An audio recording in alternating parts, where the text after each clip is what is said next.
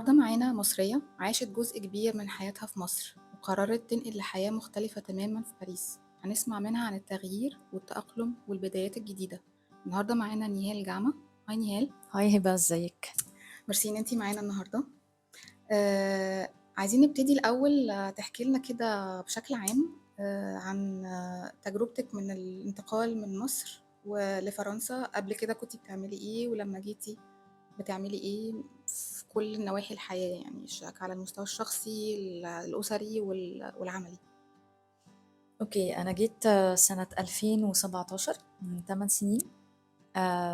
جيت في ريلوكيشن مع جوزي. يعني هو مهم. جوزي هو اللي جه عشان نقل مع شغله، اوكي. وقررنا ان احنا هنيجي as a family عشان مش هيروح لوحده. مهم. جيت كان بناتي كانوا صغيرين، كان عندهم 7 سنين و3 ونص او 4. اوكي. في مصر كنت بشتغل في جامعة، مهم. بشتغل مهندسة في الأول، بعدين رحت اشتغلت في جامعة. ولما جيت كانت زي turning point ان انا يعني كنت لسه ما عنديش خبرة كتير ولا في الهندسة ولا في الجامعة، مم. فكنت بفكر بقى هعمل ايه. يعني اوكي. لما جيت كانت دي الاوبورتيونيتي ان انا كبروفيشنال يعني افكر هعمل ايه. مم. آم، فاستنيت شوية اما البنات ابتدوا المدرسة وتأقلموا وبتاع، وبعدين عملت ماستر عشان ده في خلال مدة قد ايه تقريبا؟ لا تقريبا مش يعني. كتير. او الماستر مم. ابتديتها يعني يمكن بعد ما البنات دخلوا المدرسة على طول، يعني شهرين اوكي. 3 بعد ما جيت. اوكي. آم، علشان افهم اصلا السوق هنا والناس مم. هنا وكده، وعلشان برضو تساعدني ان انا الاقي شغل وان انا انتجريت يعني اكتر. اوكي. ايه اكتر حاجة اول ما جيتي تحدي واجهتيه عشان تحافظي على هويتك المصرية؟ اعتقد انه في البداية برضو الواحد بيبقى لسه ما اندمجش تماما مع المجتمع في فرنسا، وفي نفس الوقت عايز يحتفظ بهويته. ايه اكتر حاجة حسيتي انها بالنسبة لك كانت صعبة انتي على المستوى الشخصي يعني؟ اكبر تحدي بالنسبه لي كان ان احنا ما كانش في عندنا كوميونتي مصريه خالص. كنتش اعرف حد تقريبا، يعني كنت اعرف ناس قليله جدا مصريين. مم. وكانت طريقة حياتهم مختلفة، أو يعني ظروفهم مختلفة.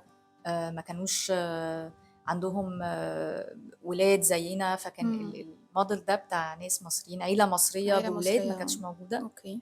آه، فطبعا كان كله جديد، كله جديد تماما. يعني الناس اللي بتعامل معاها من أول ما جيت لمدة مثلا سنة سنتين كانوا كلهم مش مصريين. مم. آم، جنسيات مختلفة جنسيات تقصدي؟ مختلفة، عرب ولا؟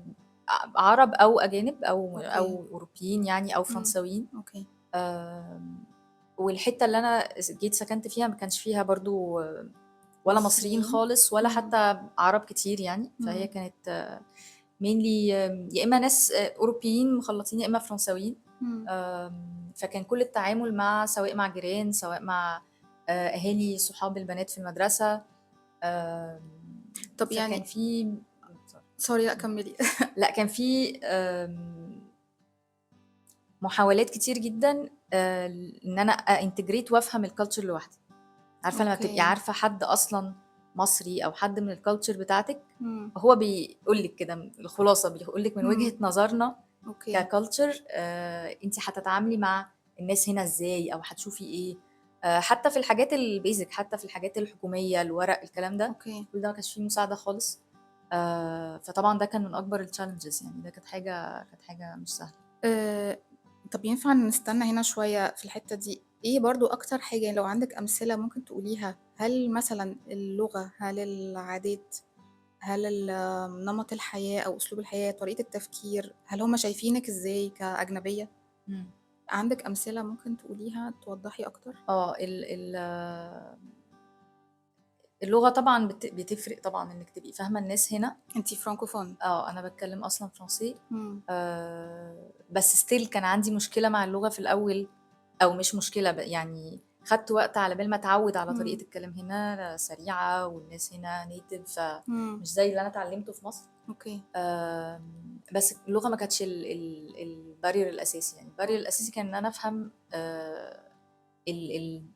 طريقة الناس في التعامل، فعلا هما بيتعاملوا ازاي مم. معايا ومع بعض. ساعات كتير كان في حاجات في الأول باخدها personally يعني. بشكل شخصي يعني الناس مثلًا تبقى إحنا في مصر أو يمكن ما أعرفش دي في مصر بالذات والّا إمم، ثقافة عربية عامةً، الناس بتقرّب من بعض أسرع، إمم، وبتدخل في في في تفاصيل في أكتر، آه، في ال في ال في ال في الzone القريّبة لبعض أسرع. في محيط حياتِك أوكي، يعني ممكن على طول تبتدي مثلًا ناس تدخل بيتِك أو ناس إمم، تسأل عن حاجات شخصية. هنا مش كده أوي. فده كان في الأول لمّا بالاقي الناس كده عاملة distance حدود كده أو حدود، مسافة، كنت باخدها على إن هي حاجة شخصية أو إن هُم مش عايزين يتعاملوا مع حد أجنبي أو عندهم أوكي، مشكلة مع الثقافة العربية. إمم، آمم، مع الوقت اكتشفت إن ساعات كان في كده، ممكن كان في ناس كان في مثلًا عنصرية أو كان في ناس مش حابة تتعامل معايا أنا شخصيًا، إمم، بس mainly هو الناس هنا مش بتتعوّد على الناس بسرعة ومش أوكي، بتدخّل الناس في المنطقة متحفّظين القريبة شوية. بتاعتها أسرع. إمم. آمم، طيب أنتِ هل ده يعني السؤال ده يوصّلنا للسؤال اللي بعديه، هل أنتِ كان صعب عليكِ لو أنتِ خصوصًا في الفترة الأولانية إنِّك تقولي إن أنا مصرية أو تصرّحي ب بعاداتِك وتقاليدِك بشكل مُريح أو شكل واضح، كنتِ بتحسّي بتحفُّظ شوية أو مش عايزة تقولي عشان ما يبقاش التعامل فيه تحفُّظ من ناحيتهم؟ ما كانش عندي مشكلة أقول إن أنا مصرية، المشكلة ما كانتش في الجنسية قد ما المشكلة كانت في الدين أكتر. إمم، يعني الناس هنا عندها وجهة نظر معيّنة عن الدين، إمم، وكنت باخاف إنه لمّا يعرفوا إن أنا من دين معيّن إن هو يبقى في زي آمم judgment أو judgment أو اللي هو يعني حُكم حُكم حُكم مُسبق يعني مُسبق على على إن الحد عنده lifestyle معيّن أو إمم، بيفكّر بطريقة معيّنة، أو إن حتى حد يبقى خايف من اختلاف الlifestyle ده. أوكي، فده mainly اللي كان اللي مخوّفني، ودي كانت حاجة عندي صعوبة إن أنا أعبّر عنها في الأول، يعني ما كنتش عارفة أعبّر عنها إزاي. اهم، آآ بالذات أول ما اشتغلت. إمم، آمم كنت خايفة من الjudgment بتاع الناس. مع الوقت عرفت إنه يعني إزاي إزاي تقدري أقول ده تتعاملي يعني بطريقة أو إمتى أقوله أو إمتى لأ. أوكي. طيب بعد فترة حاسة إن حياتِك هنا اليومية يعني بقت أسهل من حياتِك اليومية في مصر؟ أنا باتكلم على أسلوب الحياة ونمط الحياة، والّا بقت أصعب؟ يعني خصوصًا إن أنتِ معاكِ أسرتِك، معاكِ ولادِك ومعاكِ زوجِك، عندِك حاجة ممكن تقوليها لنا مثلًا تقارني بيها؟ آمم بُصّي مع الوقت ال ال ال أكتر حاجة أدركتها يعني إن أنتِ أي تغيير أي تغيير في الحياة بالذات الناس اللي بتسافر أو كده، أنتِ بتكسبي حاجات كتير وبتخسري قدّامها حاجات كتير، إمم، هي الحاجات كلّها بتَمَن يعني. أوكي، في حاجات طبعًا أسهل هنا في الحياة عامةً، بالذات الحاجات اللي ليها علاقة بالأطفال وبطريقة حياة الأطفال، التوصيل، المواعيد، أوكي، الحاجات، الmanagement عامةً إمم، بتاع ال إدارة شؤون الأسرة يعني، بالضبط أوكي، الأطفال، وإن يروحوا يتحرّكوا أو يروحوا السوبر ماركت أو فكرة الأمان إن هم يمشوا في الشارع وكده.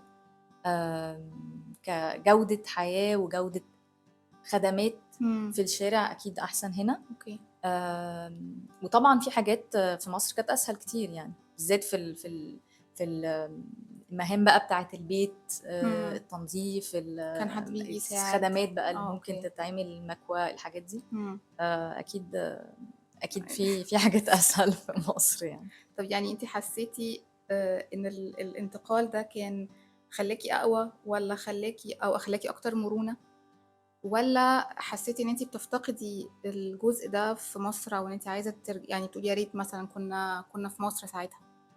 بُصّي، أنا حسّيت إن أنتِ بتمُرّي منحنى بcurve كده curve بالضبط.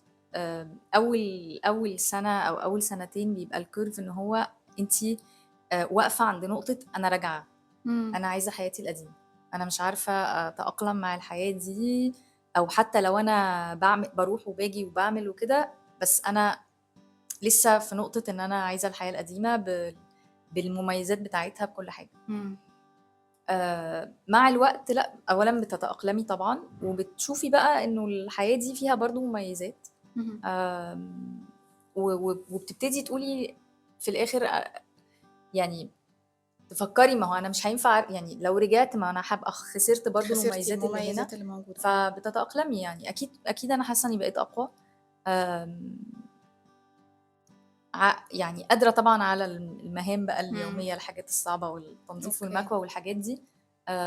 بس أكتر إن أنا ما بقيتش باخد حاجات كتير على نفسي. إمم. آمم، بالذات في تعاملات مع الناس مثلًا والله ال لو حد بيتعامل بطريقة مش حلوة بقيت باعرف إزاي أولًا ما آخدهاش على أعصابي، إمم. وثانيًا أرُد ده. إمم. مش شرط إن أنا أتعامل بطريقة مش حلوة، بس أبقى عارفة أحُط الحد اللي يخلّي إن طريقة الحد ده ما يأثّرش عليّا. أوكي.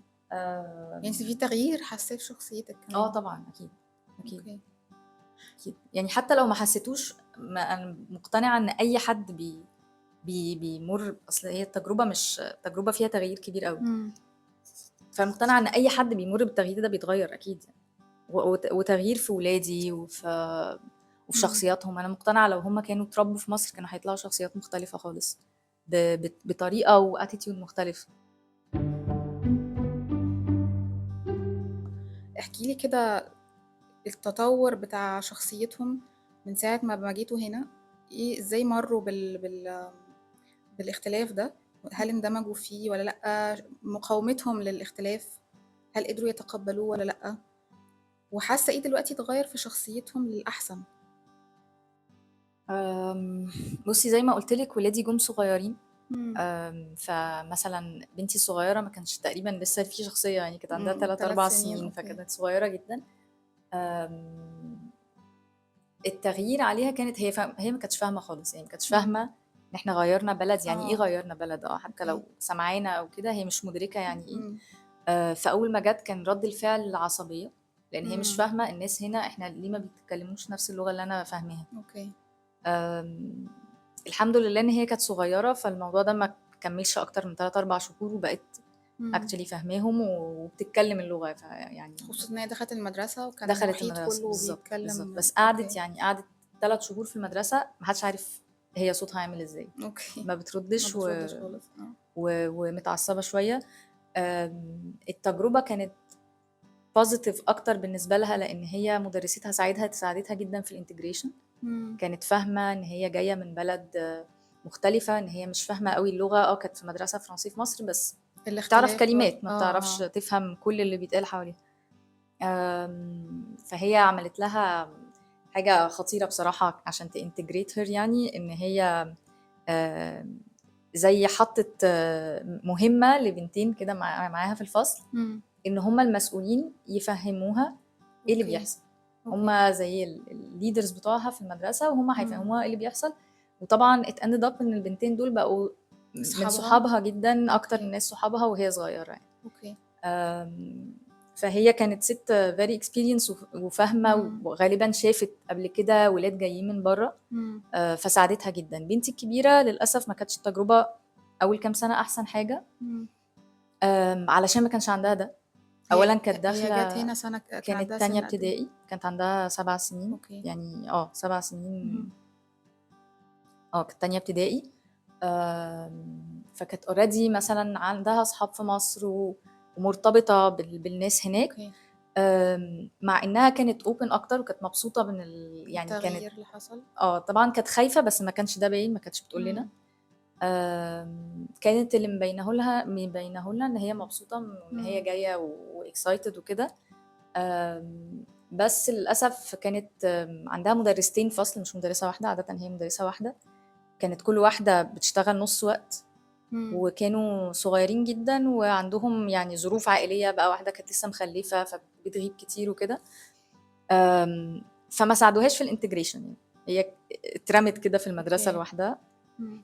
آمم، ف اندمجت إزاي بقى؟ يعني هل برضه واجهت نفس والله هي الصعوبات كانت اللغة؟ بتحاول جدًا. هي اللغة ما كانش عندها مشكلة خالص، يعني هي كانت إمم. فاهمة اللغة كويس وفي يمكن 3، 4 أسابيع بقت بتتكلم زيهم يعني، فما أوكي. كانش عندها مشكلة في اللغة. كانت المشكلة في ال آمم، في إن هي تحس إن هي مقبولة في المدرسة. أو منتمية هي مثلًا كانت ليهم؟ هي كانت فصلها كانت دفعتها صغيرة أوي، وفصلها ما إمم. فيهوش بنات كتير، إمم. والبنات اللي موجودين كانوا الكام بنت اللي موجودين كانوا كلّهم موجودين من حضانة، فكانوا قافلين على نفسهم شوية، فإن هي تدخل في الدايرة دي كانت صعبة عليها، إمم. وده أنا فهمته متأخر وكانت من أكتر الحاجات دي يمكن أكبر challenge واجهني أمّا جيت، إن إمم. أنا ما كنتش حاسة إن أنا عارفة أساعدها ساعتها، لإن إمم. أنا ما أعرفش الأهالي ولسه ما أعرفش الculture وما أعرفش إزاي أخلّيها تتعاملي مع تintegrate الاختلاف ده، كويس مع الناس دي. أوكي. آمم قدرت إزاي بقى تتخطى الفترة دي؟ أنا باحس إن الفترة دي مأثّرة عليها لغاية دلوقتي بصراحة، يعني أنا يعني طبعًا حاولت أقرا وحاولت أخلّيها تتخطّى الفترة دي، إن إمم. هي تعمل صحاب سواء من الدايرة دي أو من برّه الدايرة دي، إمم. وإن هي ما تحسّش إن هو حاجة وِحشة فيها إن هم أوكي. أقرب لبعض منها. اهم. آمم وطبعًا ابتديت أحاول مثلًا أعزم صحابها في البيت، إمم. أخلّيها أكتر تبقى مندمجة يعني مع أوكي. صحابها. بس mainly الموضوع اتحسّن وهي في سن تخطّت المرحلة دي آه. لمّا غيّرت المدرسة. مش آه. ما غيّرناش عن قصد يعني، هي غيّرت مدرسة عشان دخلت مدرسة دخلت الإعدادي. المدرسة، أوكي، مرحلة جديدة. والمدرسة الإعدادي كانت الحمد لله مفتوحة أكتر كتير، إمم. فيها diversity في الولاد أكتر كتير. المدرسة الابتدائي كانوا كلّهم فرنساويين بس، فرنساويين، بالذات دفعة بنتي الكبيرة يعني إمم. كانت يعني بنتي الصغيرة الدفعة فيها diversity أكتر، إمم. بنتي الكبيرة كانوا هُم أولًا بنات قليلة أوي وفرنساويين بس، وحظّها كمان كان وِحِش إن كل ما تتصاحب على حد أو تقرّب من حد كان بيغيّر بيت أو يغيّر مدرسة، فبيبعد. فما بيقعدش. إمم. آمم في المدرسة بقى بس فهي فعلًا الموضوع اتغيّر بالنسبة لها، التجربة كلّها اتغيّرت بالنسبة لها لمّا غيّرت المدرسة، كان بعد يمكن سنتين 3 أمّا جينا يعني. يعني شايفة إن تعدُّد الجنسيات برضه ليه ميزة في إنه يغيّر شكل أسلوب الحياة أو أنا ده سامعاه في المُدرِّسة بتاعة بنتِك الصغيرة، إمم. إن هي عندها خبرة في فكرة تقبُّل الآخر، إمم. وسامعاه كمان في الحتّة بتاعة المدرسة الإعدادي، إن هُم فكرة التعدُّد نَفْسه بيبقى فيه تقبُّل أكتر جدًا. للاختلاف. آه. آمم طيب دلوقتي لمّا هُم كبروا شوية دخلوا مرحلة مراهقة، آآ هل في إحنا بنتكلم دلوقتي على عادات وتقاليد بتاعتنا في مصر، وذكرتِ فكرة الدين برضه، اللي هي بالنسبة لنا دي مرجعية. إمم. هل بيبقى في مشاكل مثلًا مش مشاكل، بس هل بيبقى في مثلًا عندِك أنتِ في البيت بتحسي إن هُم عايزين في اختلاف في طريقة اللبس، الخروجات، عايزين يحطّوا مكياج مثلًا وهُم في السن ده وأنتِ مثلًا رافضة الفكرة دي، أو لو عندِك أمثلة تانية لحاجات شايفة إن المحيط بيقبلها بس إحنا كمصريين يعني ومرجعيتنا الثقافية والدينية مش بتقبلها؟ إمم. آمم في طبعًا صعوبات، يعني أنا السِن ده يمكن لمّا وصلوا لآخر إعدادي كده حسّيت فعلًا بفرق ال ال نمط الحياة بقى والlifestyle إمم. بيبان جدًا، لإنه الولاد هنا بيبتدوا ياخدوا الlifestyle فعلًا بتاع مش أطفال بقى، بتاع الكبار هنا. كبار، أها. آمم اتعاملتِ إزاي بقى أو بتقنعيها، بتتكلمي معاها، في مقاومة يعني؟ أنا شايفة إنه أهم حاجة إن أنتم تبقوا قريبين، إن هي ما إمم. تخافش تحكي، أوكي. يعني as long as إن هي ما بتخافش تحكي حتى لو عملت حاجة غلط. إمم. ده حاجة مهمة جدًا، لإنه أنا مش هاقدر طول ما أنا مقررة إن أنا ودي حاجة يعني باقولها يمكن لجوزي كتير إحنا قررنا في الآخر حتى لو إحنا كانت ظروف شغل أو whatever، بس إحنا قررنا إن إحنا ننقل حياتهم ونجيبهم هنا. أوكي. م مش هينفع إن هُم ييجوا يغيّروا بلد ويعيشوا 100% زي ما كانوا عايشين في مصر. ما باقولش إن صحيح، هُم آه. يتخلّوا عن مبادئهم أو يتخلّوا عن دينهم أو ثقافتهم أو أي حاجة، بس هُم لازم يبقوا متعايشين هنا وintegrated هنا. يعني هل أنتِ كنتِ بتبقي خايفة وجودهم أو أنتِ ما زلتِ بتخافي وجودهم في المجتمع ده باختلافاته، لإنِّك بتبقي عايزة تخلّيهم يحافظوا على عاداتهم وتقاليدهم، وبتبقي خايفة إن هُم يكتسبوا عادات وتقاليد مختلفة عننا أو مش شبهنا؟ آآ بس في نفس الوقت شايفة إنه عشان يندمجوا هم لازم يتنازلوا عن شوية حاجات أو يبقوا أكتر مرونة. يعني برضه إزاي بتقدري توجّهيهم في الحتّة دي؟ خصوصًا إن يعني بنتِك الصغيّرة أعتقد إن هي لسه ممكن ما تكونش مُدركة أوي للتغيير ده، ممكن تحكي لي أكتر؟ ده طبعًا خايفة جدًا وده يعني challenge كبير أوي الفترة دي. إمم. آمم، بنتي الصغيرة يمكن مش شايفة الفرق، هي مش شايفة الفرق ما بين الثقافتين، لإن هي بالنسبة لها هي اتربت على الثقافة هنا، إمم. حتى لو بتتكلم اللغة بس طريقة كلامها هي شاربة الثقافة هنا أكتر من مصر. إمم. فأنا حاسة إن هي أمّا تكبر شوية هيبقى عندي الchallenge ده أكتر كمان من بنتي الكبيرة. إمم. مع بنتي الكبيرة يمكن هي عشان اللي أكبر يعني، فابتدينا ندخل في المرحلة إن أنا أبقى فعلًا خايفة من طريقة الحياة هنا. آمم، يعني so far اللي أنا باعمله هو إن أنا باتكلم، إمم. ما باخوّفهاش، حتى لو في حاجة أنا شايفة إن هي مش صح بتحصل، باسيبها تتكلم وباسيبها تقول هي رأيها إيه.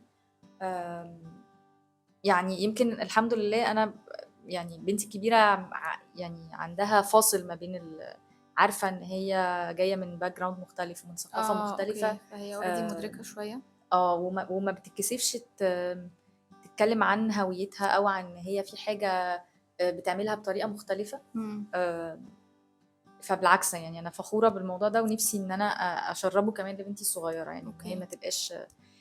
ما تبقاش شايفة إن حاجة تستخبى إن إحنا بنعمل حاجات بطريقة مختلفة. مختلفة، أو إن أنتِ عندِك حاجات ما بتقدريش تعمليها، أو ثقافتِك مش متماشية مع ده.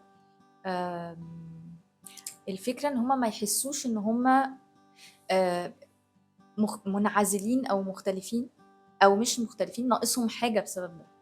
أوكي. هي دي آه. الفكرة الأساسية، يعني أعتقد ده بقى اللي باحاول أعمله في البيت يعني، إن إمم. هُم ده مش ده كل واحد عبارة عن collection أو cocktail من الexperiences والأفكار المختلفة. ف أوكي.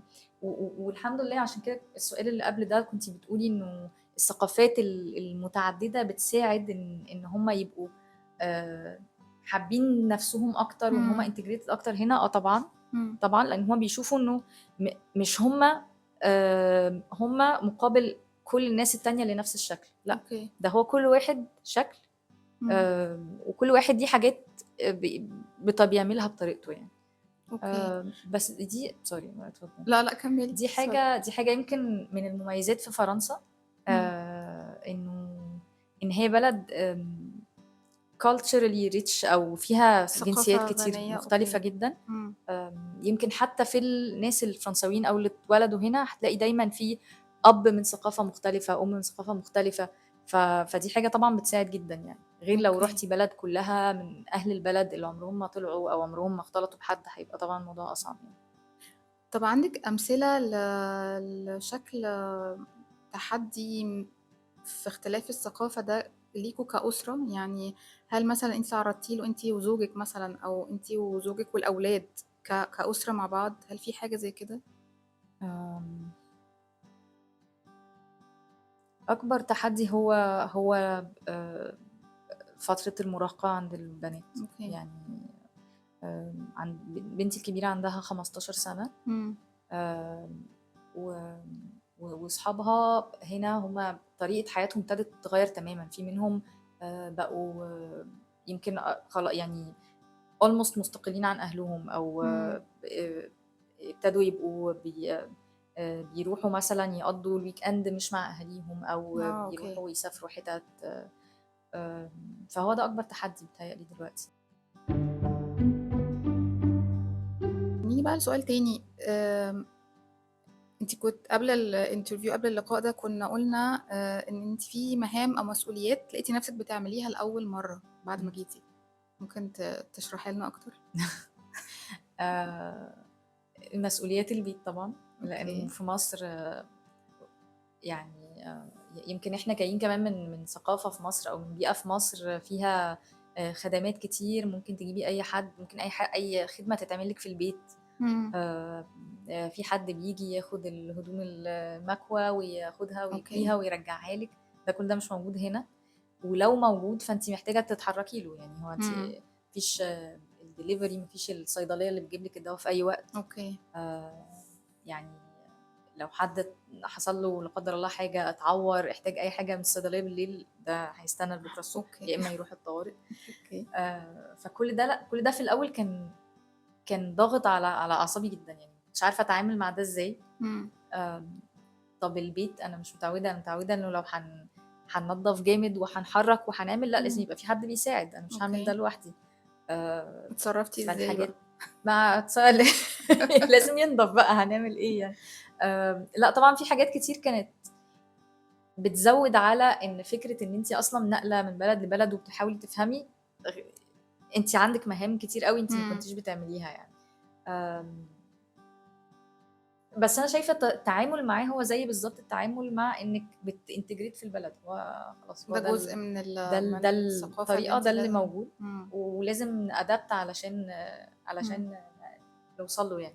أوكي، طبعًا وجود كمان مع الوقت بقى وجود آمم، آمم، مجتمع من المصريين، صحاب من المصريين، تبتدي تعرفي ناس بتفكّر بنفس طريقتِك بيتعاملوا إزاي مع الموقف، إمم، أو إن هم يكونوا لقوا حد مثلًا يساعد، بس الحد ده مناسب لطريقة التفكير، أو حد أوكي، يعني هم بيبقوا فاهمين شوية الchallenges بتاعتي، إمم. فممكن بقى ده بيسهّل طبعًا جدًا إن أنتِ تبتدي تاخدي أفكار إزاي تتعاملي يعني. أوكي، أنتِ حاسة إن المواقف هي مواقف بسيطة، بس هي ممكن تكون مُحبطة شوية، خاصةً زي ما أنتِ قُلتِ في مصر أعتقد إن الجزئية دي مش بنشيل هَمّها، يعني بتبقي عارفة إن في حد هييجي يعمل الحاجات دي. إمم.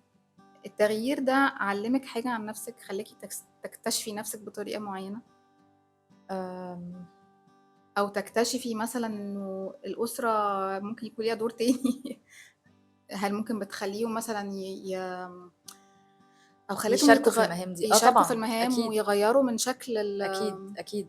يعني وده باشوفه كمان يعني زي ما قُلت لِك في الأول إن أنا ولادي لو كانوا اتربوا في مصر أنا متأكدة إن شخصياتهم كانت هتطلع مختلفة. إمم، فأكيد هم مش بس على فكرة في البيت وبرّه البيت. إمم، آمم بالذات بالنسبة للعيلة وبالنسبة للولاد هنا، ال أنا شايفة إن التجربة الحياتية غنية أكتر بكتير من مصر، أوكي، أو مش من مصر in general يعني، بس من ال طريقة حياتنا هنا خلّتهم يكتسبوا خبرات في الحياة، في إمم، التعامل مع الناس، في التعامل مع المواقف، أكتر بكتير من الطريقة اللي كنا عايشين بيها إحنا كعيلة في مصر يعني. أنتِ مش حاسة إن هُم الفرق مش ن فرق مش في آه، البلد، مش في الفرق في البلد، الطريقة اللي إحنا أوكي، كنا عايشين بيها هنا وهنا. في نضوج أكتر يعني؟ بكتير، بكتير، أوكي، يعني هم من سِن صغير جدًا. يعني أول ما جينا أول حاجة مثلًا التمارين، ما فيش أهالي هنا بتدخل مثلًا تمرين السباحة، ما فيش أهالي بتدخل تساعد ولادها يستحموا ويلبسوا بعد تمرين السباحة هنا. إمم، الأهالي ما بيقدروش يوصلوا أصلًا لجوّه، إمم، الولاد بيطلعوا ويخشوا لوحدهم، ياخدوا الشاور ويلبسوا ويطلعوا لوحدهم، أوكي، حتى لو هُم صغيرين في حتى السن. لو هم حتى بنتي اللي كان عندها 4 سنين. أوكي، فطبعًا ما في الأول بتبقى طالعة مش يعني إمم، مش يعني عاملة أي كلام طبعًا، إمم، وبتضطر تروح تستحمى تاني في البيت وكده، بس مع الوقت اتعلمت إمم، يعني خلاص بقى يعني فكرة حتى إن هُم يبتدوا ياخدوا بالهم من حاجتهم علشان بتضيع، ي ي أوكي، يشوفوا لمّا مش عارف إيه، فكرة إن هُم يتعرّضوا أصلًا لإن حد يتلخبط مع حاجتهم ياخدها، فيضطروا إمم، يروحوا هُم يدوّروا على الحاجة دي، ده أوكي، ما كانش موجود خالص في مصر، لإن في مصر إحنا الأم هي اللي بتبقى مسؤولة عن الحاجات وعن الولاد وعن لبسهم وشربهم وأكلهم وكل حاجة. بعدها بعد ما كبروا شوية ابتدوا من سِن صغير جدًا يروحوا المدرسة لوحدهم، فيتحرّكوا في الشوارع. وهنا كمان من الحاجات الحلوة إن هُم في ابتدائي بيتعلّموا الcode اللي يمشوا بيه في الشارع، فهُم بيبقوا صغيرين بس أوكي، بيبقوا عارفين إن هُم لازم يستنوا الإشارة، وإن هُم إمم، لازم يتحرّكوا إزاي، العربيات الكبيرة مش هتبقى شايفاهم فياخدوا هُم بالهم، إمتى يبقوا ماشيين على الرصيف، وإمتى إمم. مثلًا لو بالعجلة مش من حقّهم يمشوا على الرصيف. حاجات ممكن تكون تافهة أو صغيرة، لأ، بس بس هي هي مهمة جدًا، مهمة يعني وتخلّيهم يعتمدوا على يعني نَفْسهم مش لازم كمان. نستنى لمّا يبقى عندنا 18، 20 سَنة عشان إمم، نتعلّم الحاجات دي يعني. بس وهكذا بقى، يعني ابتدوا بقى أوكي، يتعلّموا طبعًا، خرجوا للشارع هيبيعوا، هيشتروا حاجات، هيبتدوا أوكي، يتصرّفوا بفلوس، هيبتدوا إمم، يحسبوا، يتعاملوا. ابتدوا يركبوا مواصلات من وهم صغيرين، فكل ده إمم، طبعا انا شايفه ان هو enriching جدا يعني، أوكي، ومخلي بقى انه التجربه اثقل يعني. أوكي، يمكن لو كانوا او لما يبصوا مثلا للناس في مصر ممكن يحسوا ان صحابهم او الناس اللي قدهم عايشين حياه احسن، كاجتماعيه، حياه اجتماعيه اكبر، إمم، وبيخرجوا اكتر وبيتفسحوا اكتر، ويمكن بيجي لهم حاجات اكتر مثلا. بس لو بصيتي كولادك بيتعلموا ايه لحياتهم، في بيتعلموا المقابل ايه يخليهم يعرفوا إمم، يعيشوا. إمم، انا رايي انه التجربه هنا هتعلمهم اكتر من غنية وجودهم في أكتر. مصر. طيب نسيب بقى الجزء بتاع الأسرة مم. والأطفال، وندخل بقى عن حياتِك المهنية، حياتِك العملية. اوكي. ممكن نرجع شوية لورا قبل ما تيجي فرنسا. كنتِ بتشتغلي في أنهي مجال مم. في مصر يعني؟ وأنتِ ذكرتِ شوية إنِّك كنتِ هندسة، اشتغلتِ شوية في الهندسة وبعد كده دخلتِ مجال التعليم العالي في الجامعة. مم. آمم، عايزة تستفيضي أكتر تفاصيل مثلًا كنتِ إيه نوعية الشغل نفسها يعني بتفصيل أكتر؟ اكيد. انا مبدئيا انا يعني اتجوزت بعد يمكن وقت مشروع التخرج، حتى ما كنتش أوكي، حتى لسه بدأتِ شغل. اتخرجت أوكي. رسميا. ف فقعدت شويه كده اللي هو الفتره اللي هي بخلف فيها دي. إمم، فاتاخرت شويه ان انا ابتدي اشتغل اصلا، أوكي. الاقي حاجه مناسبه ليا ومناسبه ليا كظروفي بالولاد وكده. في مصر اشتغلت في مجالي في الأول هندسة. اهم، كنت مهندسة جودة اهم، في شركة بتعمل إنشاءات وديزاينز، يعني engineering designs. اهم، المجال كان حلو وكنت بحبه، فكرة الجودة وكده، بس كنت لازم أنزل audits كتير، كان فيها سفر. كانت كحياة ومواعيد، وكانت ساعتها بنتي صغيرة بيبي يعني، إمم، والكبيرة كانت 4 5 سنين، كانت صعبة شوية. أوكي. بعدها جالي فرصة إن أنا أنقل لمجال التعليم العالي أو higher اهم، education. آم، كان يعني في خط كده ما بين الشغلتين، إن كانت جودة برضو. إمم، فعشان كده يعني اختاروني الشغل ده، إن أوكي. هما كانوا عايزين حد دارس هندسة وبيشتغل برضو في الجودة وفي الاعتماد عامة وكده. اهم، فابتديت أشتغل في جامعة في مصر. اهم، ويا دوب كنت حاسة إن أنا المجال ده حلو وممكن أكبر فيه، إمم، وكنت مبسوطة، كنت عارفة أوازن أكتر ما بين الشغل والولاد وكده في المجال بتاع الجامعة. أوكي. بعدها يمكن ما فيش يعني كنت قربت على سنتين أو يمكن لسه ما كملتش سنتين، وجالنا إن إحنا هننقل هنا، جالنا الأوبورتيونيتي إمم. إن إحنا نيجي هنا. بس شُفتيها فطبعا شُفتيها إزاي؟ شُفتيها هي فرصة والّا شُفتيها شوية هيبقى في فقد لحاجة أنتِ كنتِ مش هاقول يعني ابتديت أبنيها. ابتديتِ تبنيها ده يعني حقيقي. آه. يعني انا كنت يا دوب ابتديت الاقي حاجه حاسه ان هي مناسبه ومريحه إمم، لكل الاطراف. إمم، وانا مبسوطه فيها. وبعدين جيت هنا. بالنسبه لي كان مجهول شويه لان انا مش عارفه هعمل ايه هنا. اهم. آم، عملتِ بقى إيه هنا أول ما جيتِ؟ بصي، طبعا اوقات كتير كنت بقول ان انا يعني ضيعت الفرصه اللي كانت في ايدي، او ان انا كنت هبقى مبسوطه اكتر لو كنت كملت شغلي في مصر وكده. إمم، بس انا من ساعه ما جيت وانا حاسه ان انا زي ما يكون عندي تارجتس كده معينه. ما إمم. اعرفش ده صح ولا أهداف غلط. يعني؟ اهم، بس كان في حاجات كذا حاجه انا جايه. حطيت كذا هدف فعلا او اوبجكتيف عايزه احققهم، فيمكن ده خلاني الفتره الاولانيه مع انها كانت صعبه جدا ابقى مركزه اكتر ان انا عايزه احقق الاهداف دي، إمم، من ان انا ضيعت او كده. طبعا كانت الفتره صعبه، وطبعا كنت كتير بفكر وليه، طب انا ليه سبت الشغل، طب انا كان ممكن يبقى في كومبرومايز تاني، كان ممكن اجل ان انا اجي هنا مثلا. آم، بس يعني اول كام سنه حسيت ان هم عدوا في ان انا بحاول احقق الاهداف دي. أوكي. وفعلا كانوا الاصعب يعني هم كانوا صعبين، بس في إمم. الاخر آم، كنت يمكن كل فترة كده باحب أقعد أكتب أنا السنين اللي فاتت كده بالdates كده عملت إيه. عملتِ إيه؟ فلأ في الآخر أنتِ بتلاقي إنِّك حققتِ حاجة. عملتِ حاجات كتير، حتى لو الحاجات دي هي أنا السنة دي نقلت من البيت ده للبيت ده، يعني إمم. قصدي مش حاجات بس professionally، بس حاجات إمم. عامةً، أنتِ في الحياة عمومًا. حياتِك بتتحرك بسرعة يعني. طَب آمم أنتِ لمّا جيتِ هنا غيّرتِ مجال شغلِك والّا كمّلتِ في نفس المجال بتاع ما أنا كنت التعليم قدّام العالي؟ حاجتين، قدّام إن إمم. أنا أكمّل في مجالي اللي هو الهندسة، أو إن أنا أكمّل في المجال التاني اللي أنا كنت لسه بادية فيه، بادية اللي فيه هو آه. ال الجامعة والتعليم الجامعة العالي؟ أو التعليم عامةً يعني. اهم. وبصراحة كان المجال التاني عاجبني أكتر، بس كان الفُرَص في الهندسة أكتر. إمم. فابتديت إن أنا أعمل الماستر، قُلت عشان أفهم الدنيا ماشية إزاي، مش أفهم السِكَك عاملة إزاي. عملت الماستر سنتين. اهم. أول سنة كانت full time، فكنت مش لأ ما فيش وقت أصلًا إن أنا تشتغلي؟ أشتغل مع إمم. كنت الجامعة من 09:00 ل17:00. آمم وكانت حلوة جدًا، كنت مبسوطة، بس كنت حاسة إن أنا برضه يعني سِنّي والexperience بتاعتي أكبر، حتى يعني اللي كانوا معايا كانوا كلّهم أصغر في السِن كانوا أو كلّهم خبرتهم طلبة لسه أقل؟ مخلّصين يعني إمم. bachelor وداخلين على الماستر وكده. فتاني سَنة كمّلت الماستر online. إمم. ويعني قعدت بقى يعني تفرّغت تقريبًا يعني مع إمم. الماستر إن أنا أدوّر على شغل.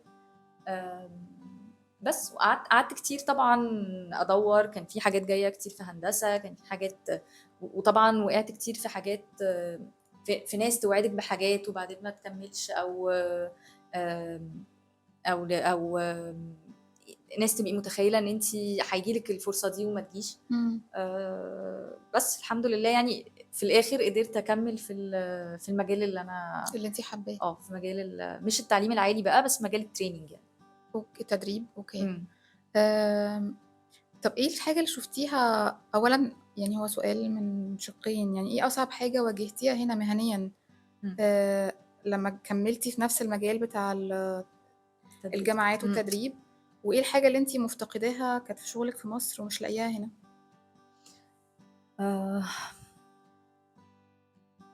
الفرق يمكن اللي أنا حسّيته هنا، ويمكن ده مختلف عن تجربة ناس كتير هنا، يعني ناس كتير هنا ممكن تقول لِك إن الشغل هنا مرحرح، أو الناس إمم. بتشتغل ب بطريقة مريّحة عن مصر. بالعكس، أنا في تجربتي كان إنه اللي بييجي الشركة اللي بتفتح شغل لحد إمم. بتبقى فعلًا عايزة تشغّله بكل دقيقة هو هيشتغلها. أوكي. آمم فيمكن ده الفرق يمكن اللي أنا شُفته، ما إمم. أعرفش يعني، أو يمكن في تجربتي أنا إن في مصر كان في، يمكن ده في الثقافة برضه، ده اختلاف ثقافات، إن في مصر مفهومنا عن الوقت ومفهومنا عن، مثلًا هابعت لك الحاجة دي في وقت كذا مختلفة شوية عن هنا. فهنا لمّا أوكي. تقولي في وقت كذا يبقى في وقت كذا فعلًا، في مصر الإنجاز بيبقى المهام الموضوع، نفسها مش في مصر الموضوع ممكن بالتوقيتات؟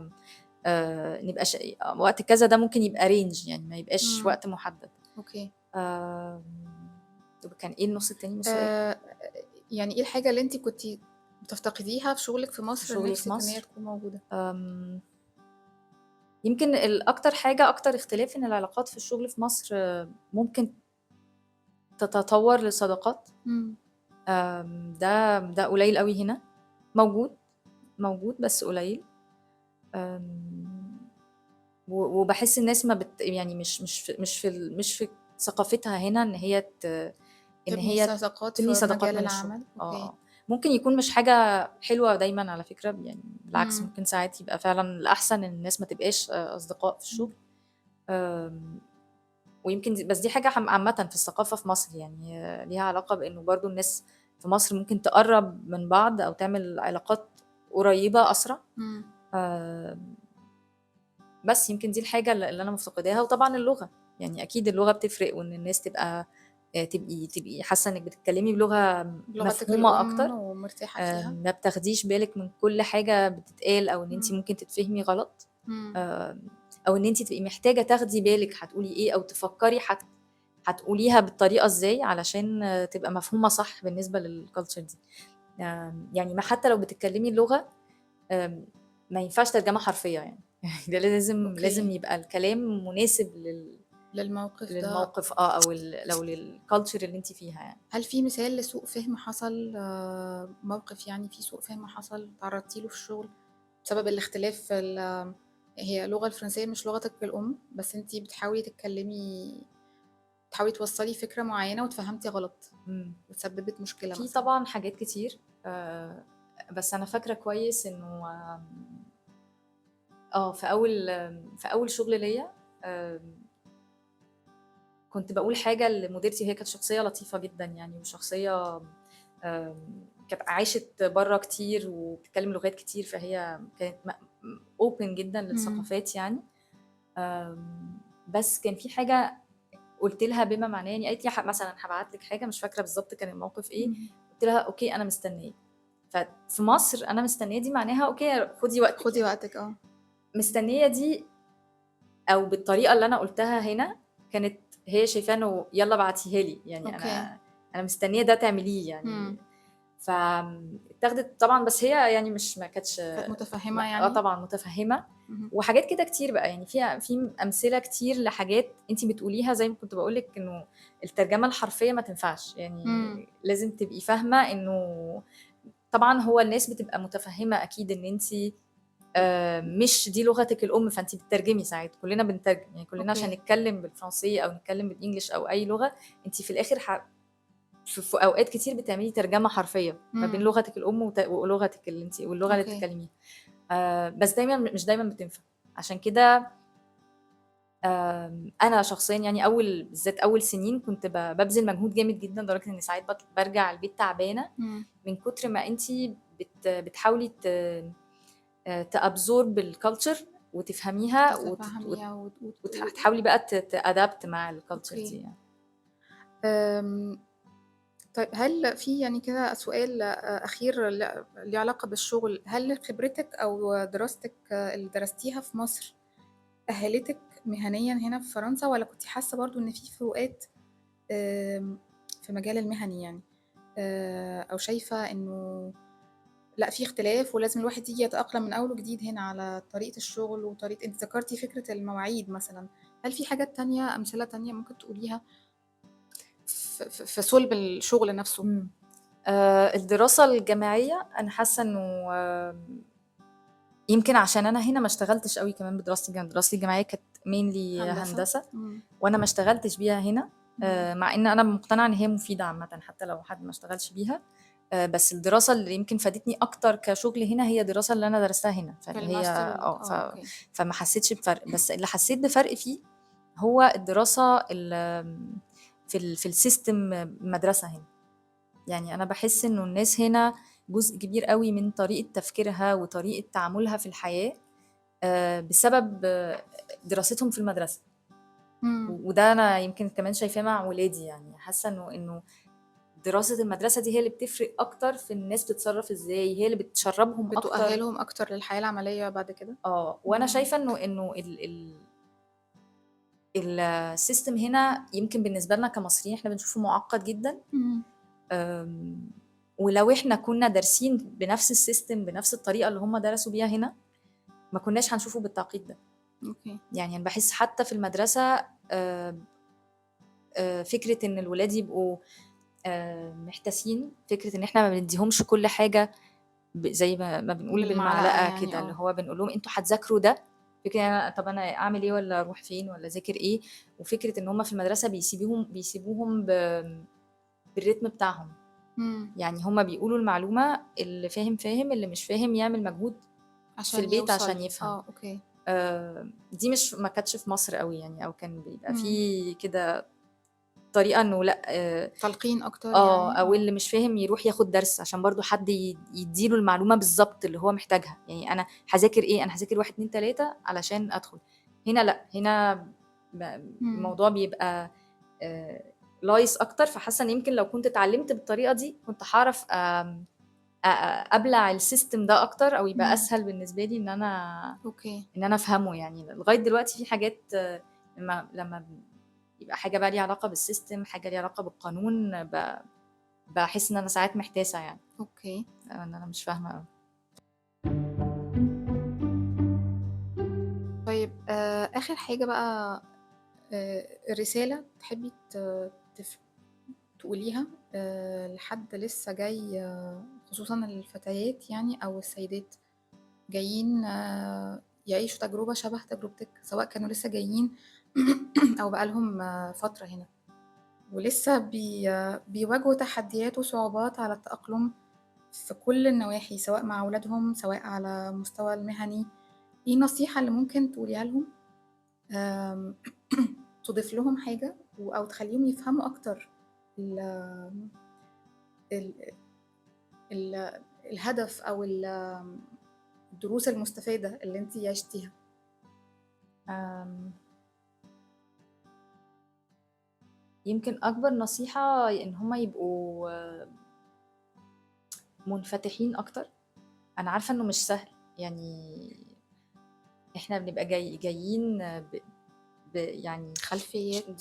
وجايبين كل الخلفية دي ومقتنعين أول ما جينا إن إحنا هنعيش بيها هنا. مم. بس في الحقيقة هو مش ده اللي بيحصل يعني. في الحقيقة إنك يمكن ساعات بيبقى العكس تماما، إنك أول ما بتيجي هتفهمي إن الخلفية دي يمكن ما يكونش ليها أي معنى هنا. اوكي. آه، مع الوقت هتبتدي تعرفي إزاي تعيشي بيها، وفي نفس الوقت تبقي مفتوحة إنك تشربي أكتر، اوكي. تبقي زي السفنجة كده مم. تشرب أكتر الحاجات اللي هنا.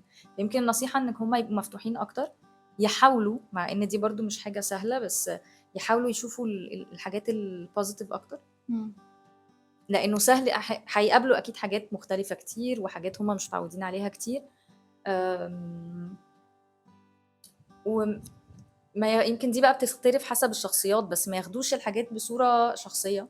اوكي. حد مثلا اتكلم بطريقة مش عاجباهم، م- مش شرط علشان انتي المشكلة، هو مم. بيتكلم بالطريقة دي عشان هو مقتنع ان هي دي الطريقة اللي بيرد بيها، اوكي. مش عشان حاجة يعني. بتاخد وقت، بس في الاخر النتيجة بتبقى ان احنا بنتحول لميكس ما بين الحاجتين. مم. وده يمكن كان في الاول حاجة بتضايقني، ان انا ما بقتش حاسة ان انا هنا، انا ولا هنا يعني، ولا فرنساوية 100% ولا مصرية 100%. اوكي، بس في الانتماء. الاخر بالعكس يعني، دي فرصة ما جاتش لكل الناس. مم. مش حاجة وحشة، مش لازم الواحد يبقى مصري 100% أو فرنساوي 100%. مم. ومش هيبقى، لأن أنا عشت 32 سنة في مصر، مم. فعلشان أبقى عملت بالانس لازم توازن أعيش ده. لغاية ما يبقى عندي 64 سنة هنا. اوكي. فلسه يعني قدامي كتير قوي. يعني فاهمة قصدي. اوكي. لا، يحاولوا بقى خلاص ياخدوا التجربة زي ما هي. بالعكس، التجربة دي هتفيدهم، هتفيد ولادهم لو عندهم ولاد، وفي مهم. الآخر هيبقوا ميكس. مهم بس يبقوا أحسن حاجة من نفسهم يعني، مش لازم يبقوا جايبين مصر معاهم هنا يعني. اوكي. طيب احنا في نهاية اللقاء، بشكرك على كل المعلومات القيمة جدا وغنية جدا، واعتقد ان التجربة اللي عشتيها هنا انا شايفة فيها كلام كتير، يمكن مش هيكفي الحلقة نقعد نتكلم فيها، بس ممكن في حلقة تانية. انا بشكرك انك كنتي معانا النهاردة نيهال، وان شاء الله نقابلكم في الحلقة الجاية. ميرسي.